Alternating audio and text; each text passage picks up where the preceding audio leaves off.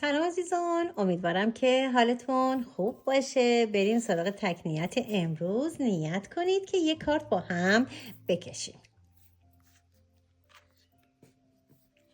کارت امروز، این کارت یکم از درونتون داره میگه، آشوبی تو دلتونه. با وجود اینکه میدونید که راه باز میشه، ولی این آشوبه همون انرژی منفی است که شما رو تحریک میکنه حالا برو این کارو نکن، حالا این کارو بکن و یکم کنترلتون میکنه. سعی کنید جلوی این آشوب دلتون رو بگیرید، چون ممکنه شما رو مجبور به کارهای اشتباهی بکنه.